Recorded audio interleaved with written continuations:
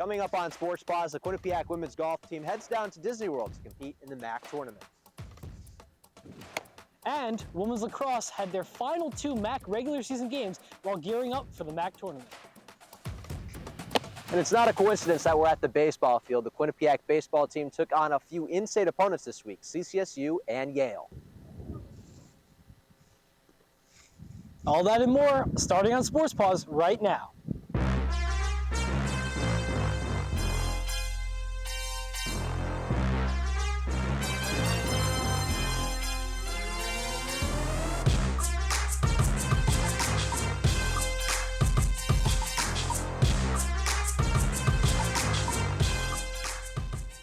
Welcome back to Studio 125 for another edition of Sports Paws. I'm Aaron Epstein. And I'm Ben Rukavicius. The weather is finally starting to heat up, which means we're able to have a nice catch outside, and spring sports, they're back in full swing. It's my favorite time of the year, Ben. But before we get into that spring action, let's start off at the pros. A former Bobcat and national champion made his NHL debut this week. Forward Skylar Brindamore was called up to the Carolina Hurricanes and made his professional debut on Wednesday. The 25-year-old registered 23 points in 67 games with the AHL affiliate, the Chicago Wolves, and Brindamore's father, Rod, is the current coach of the Hurricanes, making him the 8th NHL player to be coached by his own father. And Ben, what's the best way to celebrate getting called up? How about scoring your first NHL goal? On top of that, it was in the same arena, the Canadian Tire Center, that his father scored his 1,000th career point. Gotta love those coincidences. Hey Ben, you know, I'm taking an intro to golfing class this semester. It's actually a lot of fun. Well, Aaron, you're not the only one who's been putting in work on the green. The Quinnipiac women's golf team took the trip down to Disney World to compete in the MAAC tournament. Let's send it over to the links and get a golf report from Anthony Rossi. Yeah, thanks, guys. I'm back at Sleeping Giant Golf Course to give another report on the women's golf team. Quinnipiac wins their 6th MAAC title in program history down in Disney. With this title for the Bobcats, it marks the most by any team in the conference since the Bobcats joined the MAAC for the 2013-14 season. The team has taken 4 of the last 5 conference championships, and they did it in style as 4 Bobcats finished in the top 10, those being Samantha Galantini, Valdahai Shaw, Fuji Zhang, and Sophia Fujita. Fujita had a stellar first go-around at Disney as she finished 1 over par, finishing atop the individual leaderboard. She also shot 4 under on the tournament's first day, which is the single best score since 2010, which is as far back as individual results are available. Fuji Zhang also had a pretty good outing, shooting only 2 over through the final round and finished in a tie for second place. She finished with a 3-day total of 221, which is 5 over. Valdahai Shaw carded a 222, which is 6 over in the 3-day MAAC championships, and she finished in a 2-way tie for 4th. Samantha Galantini also finished in the top 10 as she finished in a tie for 8th. She shot even on the final round, shooting a 72, and she finished the 2025 MAAC championships with a score of 225, which is a total of 9 over.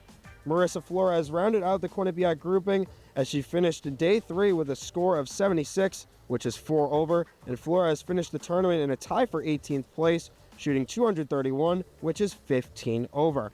The Bobcats will now wait for the NCAA selection show on Wednesday, April 23rd at 1 p.m. to see where their fates will align.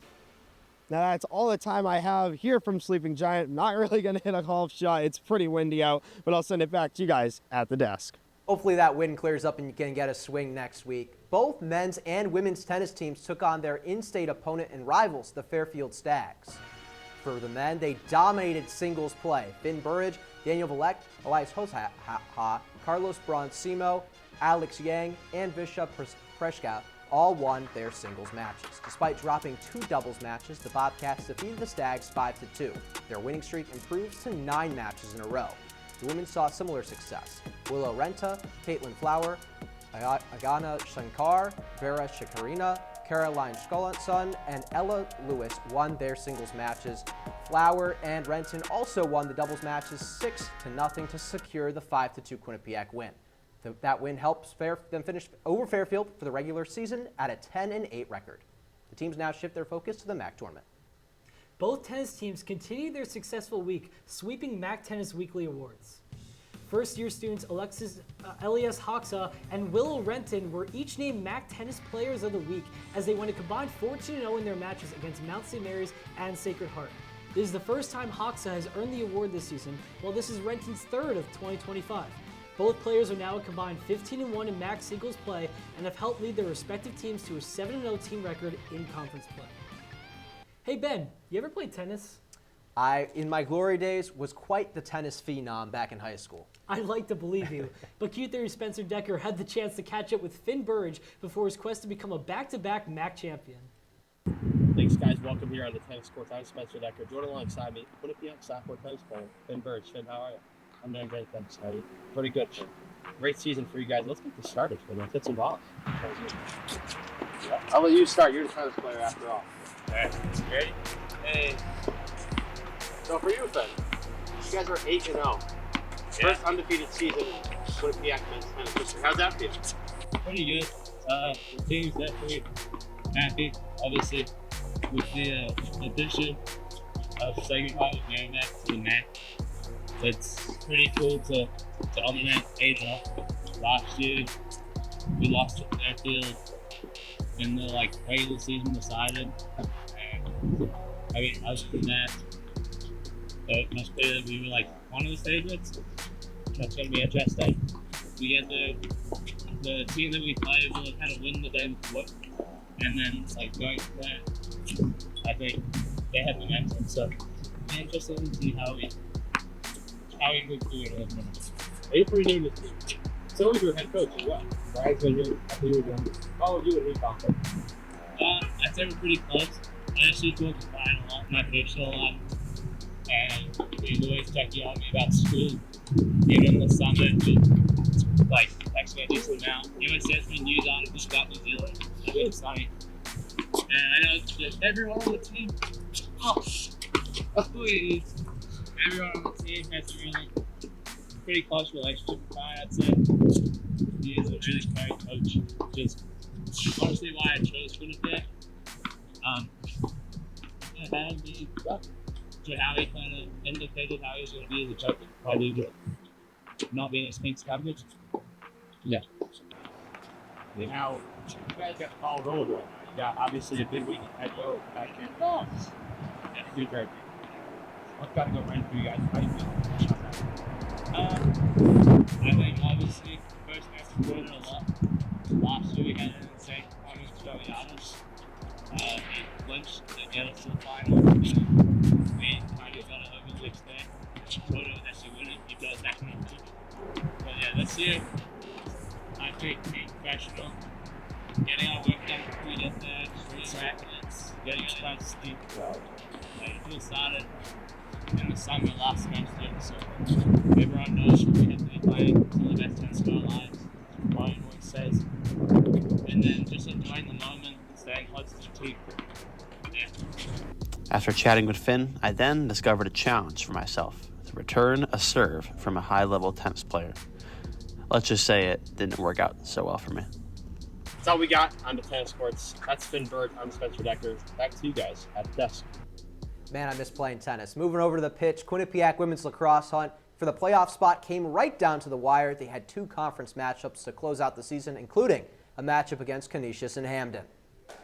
The message for the Bobcats is simple. Win and you're in the MAAC playoffs.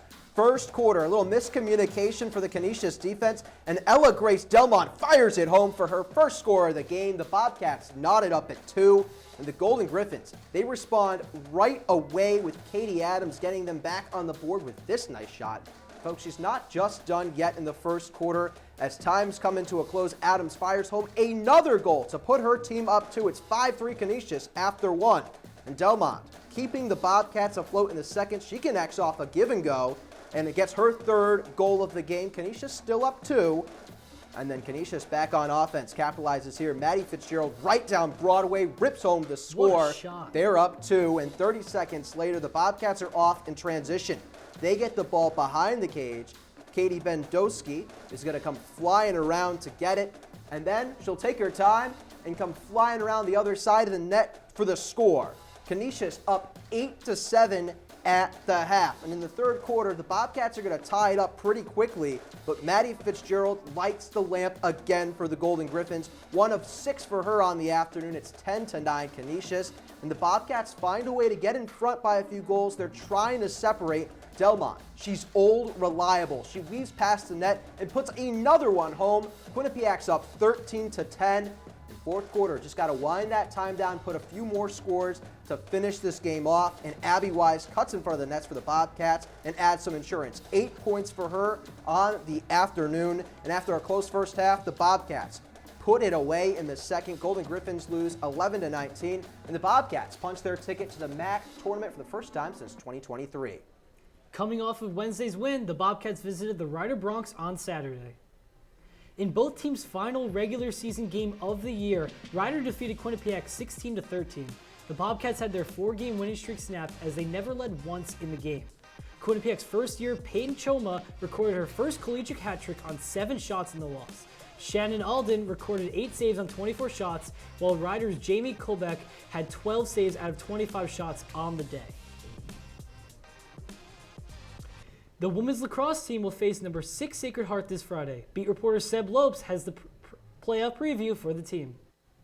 Thanks, Aaron. The Bobcats secured a spot in the MAAC playoffs last Wednesday. A season ago, the team finished 2-13, and now at 9-7, Quinnipiac finds itself as the number 7 seed taking on the number 6 seed Sacred Heart Pioneers.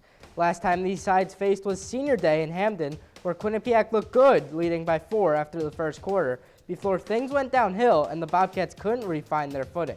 Maggie Arania was a thorn in the Bobcats' side all afternoon, scoring 6 of her 27 total goals on the season. However, the Bobcats look completely different a month later, with every aspect of their game clicking at the right time. Abby Wise has 61 points on the season and has found the twine 28 times. Ella Grace and Mia Delmont have been goalies' nightmares lately, scoring 39 goals in the past 5 games. Kaylin O'Connor and Emily Keegan have been standout stars in the spectacular defense, which has been shutting down passing lanes. In the cages, both teams are strong, with Sacred Heart having Lisa Martin. Martin has a 9.05 goals against average with a .429 save percentage and has the best goals against average in the MAAC. The Bobcats have a national talent in Alden who has stood tall all season long and received national recognition for it, being number 13 nationally in save percentage at .495 and number 6 nationally in total saves with 149. Friday's playoff game is shaping up to be a brilliant battle of 2 Connecticut schools facing off in neutral site of Loudonville, New York. I'll pass it back to you, Aaron and Ben. We have to take our first break of the night, but stay tuned. When we return, we'll take a trip to the Diamond. The red-hot Quinnipiac baseball team sets its sight on 2 in-state opponents. How would the Bobcats fare against their Connecticut foes? And the softball team visited the Merrimack Warriors for their own 3-game weekend series. Don't go anywhere. Sports Paws will be right back. I'm an ex-drug dealer, and I'll be your sub today.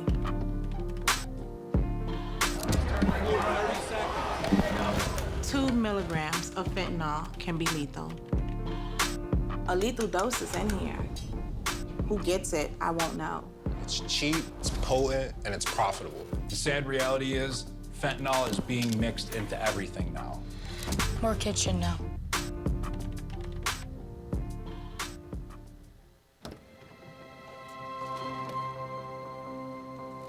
The impact of a meal goes well beyond feeding our bodies.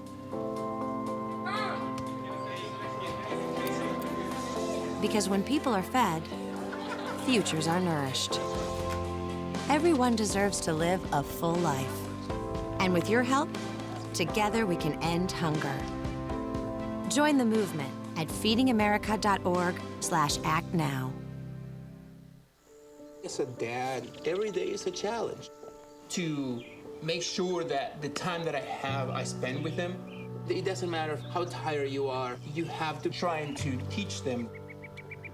When they learn something new, and you can just see in their faces, it's such an incredible moment. It's those moments that are my favorite. Do you enjoy debating Quinnipiac sports? That's all flash, no catch. She didn't net it in the back of the net. That's not even a goal. What are you doing pulling out Ryan? Brady, that's like a crossover with a missed layup. Bobcat Breakdown is the place for you, with debate, analysis, and so much more. Mate Marinov. He is good, but oh man, is he bad. And that team is amazing. How do you not put Fairfield women's volley? Tune in to Bobcat Breakdown every Tuesday night at 9:30 p.m. on Q30TV.com/watch. Welcome back to Sports Paws. On Tuesday, the Quinnipiac baseball team hosted the Yale Bulldogs. Quinnipiac versus Yale. After dropping the first matchup between the two teams this season, the Bobcats are looking for revenge. Second inning, Bobcats down a run, and Sebastian Muller slams a ball deep left field. It is gone over the wall, tied up the game at 1. His 10th home run of the season. He now leads the team in home runs. Let's jump to the 4th inning, where it's now tied at 2. Quinnipiac with the bases loaded for Kyle Garbowski. They get the out at second, but a run comes around to score with Christian Smith touching home plate. That would give Quinnipiac a 3-2 lead. Going all the way to the 9th inning, Quinnipiac has a 5-2 lead with Jeff Piratoni smoking a base hit to right field and driving in Hayden Sobecki. Quinnipiac's lead is suddenly down to 2. Staying in the 9th inning, Garrett Larson now up. He blasts a single to right field to load the bases up for Yale after a defensive miscue in right field. John Delaney is going to go to his most trusted reliever out of the bullpen, Ryan Hutchinson, to relieve Jack Cable. This is where it gets interesting. Cade Dosa slaps this to shortstop Alex Irizarry. There's no play, but they get the out with the second runner at home with the tag. The Yale coaching staff not pleased after no catcher's interference was called on Christian Smith, but the umpires will confirm the call and the Bobcats win. Yeah, those are one of those gut decision calls you have to make. Do you send the runner, do you not? It costs Yale the game there, but a really great battle between those two teams. The Bobcats and CCSU Blue Devils met once already this season, with Quinnipiac winning 13-7. Could Charlie Hickey's squad take a game or two back from Quinnipiac? The Battle of Connecticut once again after the game against Yale. They're going up against another Connecticut foe in the Blue Devils. First inning in New Britain, Connecticut. Josh Haker and the Blue Devils are rocking early, sending a liner to right field. That'll drive in a few runs. Nick Balcom having a tough time for the Bobcats. He gets 3 put up on him in the first inning. Into the second. Now they wouldn't stop there with Gianno Marilonli. He would hit a very high ball to center field. Gabe Wright, does he have a chance? He does not. The ball is gone just over his head. First home run of the year for Merlongi, and it's a 5-0 CCSU lead. Third inning, Sean McCullough going off the second baseman's glove to get the Bobcats on the board. Their first run of the game coming off a little bloop hit there, and then CJ Willis is going to follow it up. Another soft contact chance for the Bobcats. They're going to get another run to score there, and they just keep doing that in the third inning. More soft contact here as Sebastian Muller grounds that one softly to third. They're going to get a run there, and it's 6-3 CCSU after 3. In the 7th, Johnny knocks up, and look at that, right off the barrel of the bat. It is high, it is far, it is gone to left center field. Johnny Knox makes it a 1-run ball game. It's 6-5. Little pop in Johnny Knox's bat, but the Bobcats, they're doing all right in the 7th inning. Another one line to center field. Sean McCullough will score as well. The Bobcats all of a sudden tie it up at 6. Top 7th, the all-powerful CJ Willis in the batter's box. He's going to hit one all the way left center field. There's a chance to catch it, but it goes over the center fielder's head. 2 runs are going to score on this play. There's 1 and there's 2. The Bobcats have their first lead of the ball game, 8-6 Quinnipiac. They would add on another tally in that inning, making it 9-6 going up into the 9th. 9th inning time. Ryan Hutchinson, you should just call him Ryan Clutchinson at this point. He gets the routine fly to get the save, and the Bobcats are going to take game 1 in New Britain 9-6. Hutchinson's 3rd save of the year, and Drew Munn, the possible NEC frontrunner pitcher of the year, blows a quality start for the Blue Devils. On to game 2. Bobcats and Blue Devils playing on Quinnipiac's turf this time. Bottom of the 2nd inning is where the Bobcats start things going. Kyle Garbowski sends one to the opposite field. He gets the Bobcats going 3 runs in that 2nd inning. But that would not be all they wrote. Big crooked number for the Bobcats. 5 runs were put up in the inning, including the CJ Willis driving in 2 more runners. Quinnipiac leading 6-0 after 2 innings of play. CCSU is going to respond immediately. Merlano, again, after a great day the game before hitting a home run, he's so close to going back-to-back games, just hits off the top of the wall, and that's going to score 3 runs on the bases clearing double. CCSU, that instant response, they tie this thing up at 6.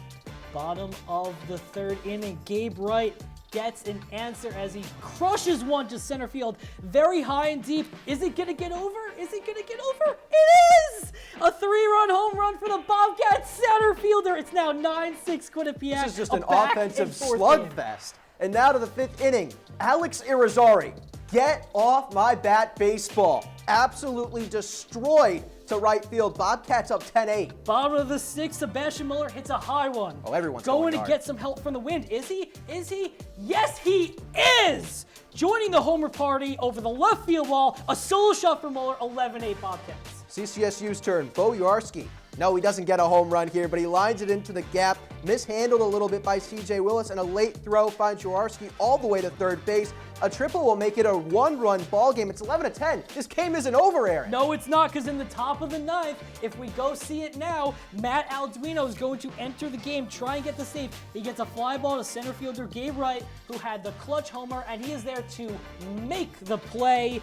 Game-winning catch for Quinnipiac, 11-10 the final. Mike Poncini gets the win for the Bobcats in the 3-run home run, which is a big one for Gabe Wright. Quinnipiac wins 11-10. What an offensive battle right there between those two teams.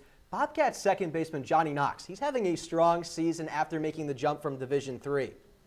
Spencer Decker is back, and he has a story on his journey and impact on the club. The transition from Division III to Division I in college athletic is a very hard transition to make, but for second baseman Johnny Knox, he has seen himself develop from the start of the year to now. Some people will struggle when finding a new home, but for Johnny Knox, he's found himself right in with this Bobcat squad. Oh, it's been pretty good. I'm a big preacher of summer ball being huge in player development, and I was fortunate enough to play in the Futures League for 2 years and then the NECBL this past summer. I feel like that definitely helped me grow as a player and kind of adjust to Division I baseball a lot better than most guys would have had that not been the case. Knox acknowledged that he struggled through his first couple games in Hamden, but knowing that the mentality is always staying focused for the games ahead. I think the hardest thing is really just kind of believing in it, because like you get out to a rocky start just like I did, and it's kind of hard to be like, I belong. And I've had conversations with other guys. CJ Willis made that transition last year. Gabe Wright, who just had a big day, he made the transition from JUCO. Jack Cable came from my old school as well. So you have those conversations, and there's a lot of resources just to kind of reinforce, like, dude, you're good, you're here for a reason. So just kind of believing in yourself, having self-belief is huge. And for Knox, it's more than just a baseball team, but the friends that he meets in the dugout as well. The group of guys, like, you can't beat the group of guys. We have a lot of older guys that came in and that were already here. So I feel like a lot of us, it's just kind of like, this is our last ride. We're gonna make the most of it. And Coach Delaney's done a great job of kind of reinforcing that and keeping our minds right. And just that culture within the locker room. And it's more than just baseball to us. Like, we're hanging out outside baseball pretty much every day as well. So it's just the community and the friends you make along the way. Knox and the Bobcats will make the trip down to Merritt Parkway next weekend to take on the Fairfield Stags in a battle of the 2 top dogs in the MAAC. Reporting for Q30 Sports, I'm Spencer Decker. After sweeping Mount St. Mary's last weekend, the Quinnipiac softball team hit the road this weekend to take on the Merrimack Warriors. Could the Bobcats take their first series against a new conference opponent? Doubleheader at Merrimack going into the top of the 2nd. Madison Walke up at the plate, sends a shot to right field. It is going to bounce off the fence. It sends Ava Tabankira home, and that's going to be a triple for Walke. An immediate 1-0 lead for the Bobcats. Bobcats strike first, but softball is a long game. Bottom of the 5th, a great opportunity for Merrimack with the bases loaded, and Tiana Brito sends a sac fly all the way deep to the center field wall. And that's going to bring one home to tie this game up at 1. But Aaron, they're not out of the 5th inning just yet. No, they are not. Staying in the bottom of the 5th, Gabby Caddison hits a 2-run double over Noelle Reed's head in right field, giving Merrimack the lead. There's 1 run. Here comes another 3-0, 3-1 Warriors. Bottom of the 6th, Quinnipiac fighting to try to hold on to this game. A clutch throw coming from Kennedy DeMott to catch Merrimack's Abby Coquette. Trying to steal, and it's not enough. Merrimack takes game 1, 3-1. Game 1 was fun, but you know what's funner? First inning of the 2nd game, bases loaded, 2 outs. Riley Potter's in the crock pot, and she's cooking. Line drive the other way. 3 runs are going to score. 3-0 Quinnipiac to start this game. Big opportunity for Quinnipiac out of the gates, and MAAC's trying to answer. With runners on first and third, a fake bunt doesn't stop DeMott from catching this steal. The Warriors, however, are able to put a run across the board. It's 3-1 Quinnipiac. Madeline Arvai's up and hits a hard ground ball by Natalia Apatiga. 2 Warriors come in to score, and this game, Ben, it's tied now. We'll go to the top of the 4th inning. Quinnipiac trying to break that tie. Mia Rubirosa is up to bat, and a pass ball gives the Bobcats the go-ahead run as Tabaquera comes home. It's 4-3 Quinnipiac. And then in the top of the 7th, the last chance for the Bobcats to secure the lead, and Sofia Vega does just that. A sac fly to right field allows Ella McAllier to score, and the Warriors could not respond. Quinnipiac takes Game 2 with the score of 5-3. Sydney Horan secures her 12th win, with Mary Fogg doing very well offensively. The final game of the series was on Sunday. Let's see who's going to take the rubber match. The Bobcats lost the rubber match 7-2 with only 2 hits against the Warriors. Sophomore pitcher Anna Gedak went 7 innings with 3 strikeouts. Bobcats senior pitcher Taylor Walton went 3 innings, allowing 6 earned runs on 9 hits and ultimately taking the loss. Merrimack holds a 6-9 MAAC record, which is good for 10th. The Bobcats are 9-7 and sit 7th in the MAAC. Still fighting away for that seeding as the season gets closer and closer to ending. True. It's time to take our last break of the night, but when we come back, track and field competes against the Yale Bulldogs in the Mark T. Young Invite. And we'll end the night on a bang. The top 5 plays of the week are sure to entertain. I don't know which one's going to be number 1. It should be pretty good, though, but don't change that dial. We'll be right back on Sports Paws. Gracie and Pedro might not get along so well. You're standing on my tail. But there's one thing they agree on. There's a right seat for everyone. Oh, that's the good stuff. Whether you're a dog, Hold on, Pooch. a cat, a fish, or a rat. And I'm a ferret. Be sure to travel safe. How can you be so sure? I'm absolutely positive. On your next adventure, make sure your children are in the right seat for their age and size. Get it right at nhtsa.gov/the-right-seat. Emma, did you hear? Todd's in the hospital. Who's Todd? He got a collapsed lung from vaping. He thought it was cool. Not cool. Promise you won't vape, Emma. It can lead to a lifelong addiction, and we can't be friends if your lungs collapse. Bogus. Wacky sitcom teens aren't the best people to talk to your kid about vaping. Hey, you got a minute? You are. Start the conversation with your child about vaping today. Life's daily battles are not meant to be fought alone. We're not powerless, so long as we don't lose sight of what's important.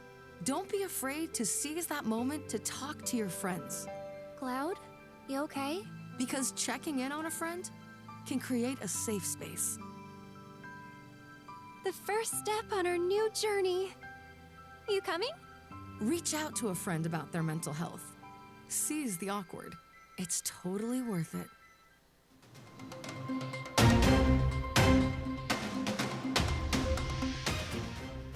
Reporting from the Grove for Q30 News.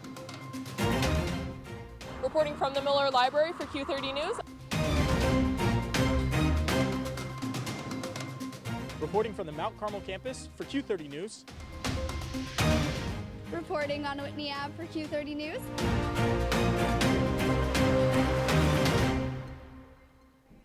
Welcome back to Sports Paws. The Quinnipiac Acrobatics and Tumbling team is heading to Sioux Falls, South Dakota for the NCATA Nationals. They will take on Iona at 11:30 a.m. Eastern Standard Time on Thursday. The Quinnipiac track and field team competed in the Mark T. Young Invite this past weekend. As a whole, Quinnipiac finished with 8 top 10 performances. The Bobcats won 4 events in New Haven. Nicia Delaney took home the 100-meter race. Sydney Lavelle won the 400-meter hurdle. Kiera Baxter won the long jump, and Lauren Fodero earned the top spot in the triple jump. Talia Graham also tied her program record in the pole vault, marking a 3.75 meters for the second time this season. 18 Bobcats earned personal best at the event. Qualifying athletes will compete at the Penn Relays next weekend, while the rest of the team competes against CCSU in the Blue Devil Invite. Crossing over to the court with some basketball news, former Quinnipiac men's basketball forward Alexis Reyes was selected with the 7th overall pick in the LNB draft. Reyes will join Reales de la Vega in the Dominican Republic next season. In the 2023-24 season with the Bobcats, Reyes averaged 7.8 points per game and 4.2 rebounds per game. He followed that up with 5.9 points per game and 4.5 rebounds per game this past season. Reyes is now expected to be the 16th player in Quinnipiac men's basketball's program history to play professionally. And Pecora and his staff made a move this offseason this past week. Let's see what he had in store. Former FIU Panther Asim Jones announced his commitment to Quinnipiac earlier this evening on X. Jones started in 14 games this past season at FIU and averaged a little over 9 points and 2 rebounds per game. The 6'2" guard spent some time at the JUCO level, playing some time at College of the Southern Idaho, in 2023. Jones becomes the first player added via the transfer portal for the 2025-26 season. Keeping it on the court, the volleyball court that is, the Quinnipiac volleyball team announced 5 new commitments for next season. Polish setter Klara Olizowska, Italian middle blocker Aja Belli, Italian outside hitter Vittoria Tonelli, and Turkish outside hitters Sara and Azra Ozabilkin. The Ozabilkin twins are now the second pair of Turkish twin sisters recruited by Kyle Robinson, joining Damla and Yamir Ganesh. The 5-player class marks this team's largest upcoming recruiting class for the program since Kyle Robinson took over as head coach in 2019. Ben, what's the best meal of the day? I gotta go with dessert. Gotta satisfy my sweet tooth somehow. Interesting. Mine's a freshly made smoothie, a nice slice of pizza, and a side order of top 5 plays of the week. Get us started, Ben. Let's start it off in the pros. Former Bobcat Skylar Brindamore taps home a rebound for his first NHL goal while playing for his dad, Rod, no less as well. What a moment for the Brindamore family. On to play number 4, CJ Willis rips a go-ahead 2-run double off the top of the wall in center field. The Bobcats complete the comeback over the CCSU Blue Devils. Next day, Bobcats back at home, another top 5 play. A no doubt about it blast for Alex Irizarry over that right field ball. On the replay, look at Andrew Rubio's reaction in the background. He is astonished at that blast. Look at that bat flip. And on the play, too, on the bump, no outs and a runner on third. Josh LaJoie freezes the first batter, sits down the next man looking, and then gets the last guy swinging to strike out the side and escape the jam. Softball gets play number 1. Aaron Bombery makes a sliding grab to rob the Warriors of a hit. What a terrific play in the outfield. A great top 5 brings us to a conclusion of the show. While I'll be returning to the station for one more year next year, tonight was Aaron's final time anchoring Sports Paws. Aaron, it's been a privilege to share the desk with you one last time. Thanks, Ben. You were the first person to convince me to go on air for Sports Paws over a year ago, and I'm glad I could end my time in the sports department with my roommate and best friend. I've loved my time working in the sports department, and while this may not be my goodbye to the station as a whole, this is my goodbye to the department. Thank you to everyone who I've worked with over the last 2 years here. It's been an incredible ride, and I'm going to miss it. That's all we have on Sports Paws tonight. Thank you for spending your Monday nights with us. To stay up to date, make sure you follow Q30 Television on all social media platforms. For Ben Rickovicius, I'm Aaron Epstein. Have a good night, Bobcats.